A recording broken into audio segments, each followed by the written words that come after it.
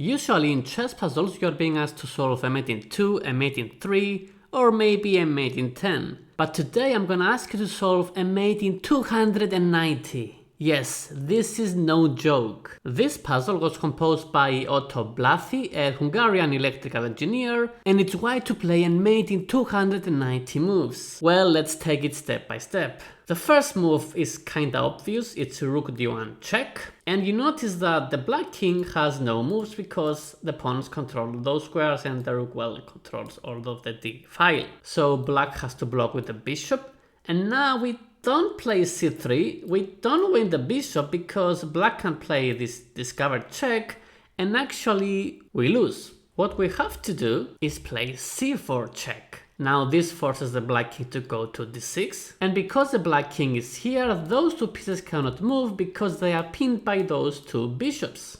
Now after we take this knight, black doesn't have many moves actually. We already said that those two pieces are pinned.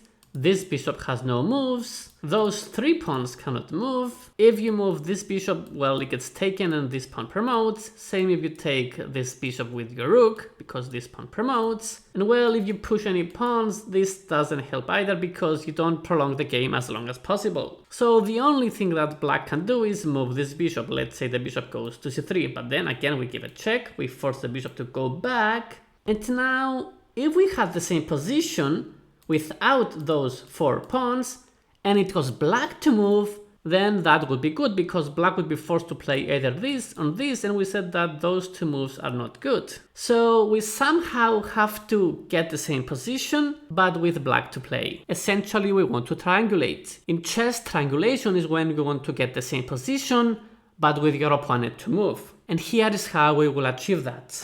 We move our king, and we don't want to go back because black will just repeat. We want to go all the way to d3. Why d3? Because we are attacking this pawn, so this bishop, although it's no longer pinned, cannot move, it has to stay and protect this pawn, because if this pawn falls, we can push our pawn and eventually we will win. So black has to move this bishop again, and now is the part where we do the triangulation, and we do it with our rook. And now we go back with our king. Back, back, back. And we get this position, but it's black to play. But black will not play that because black can just push a pawn. And this is the solution actually. We have to repeat those moves until black has no more pawns to push. So let's fast forward.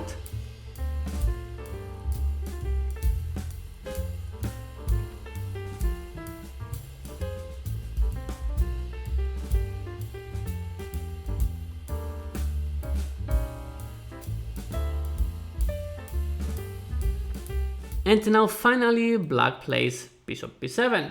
So we take the bishop, okay, black can promote this pawn to a queen, but we can just take it. We give another check, the black bishop has to block. And now we can even take the bishop, but we can promote this pawn to a queen, and eventually this will be checkmate. So yeah, it was a very long sequence, but it was just repetition of the same moves until we eventually achieved the zugzwang. If you enjoyed this puzzle, I have many more puzzles in this channel. I also have anti-puzzles, where you have to find the only losing move if you want to check that out. But anyway, for today that was it. Thanks for watching. See you in the next one.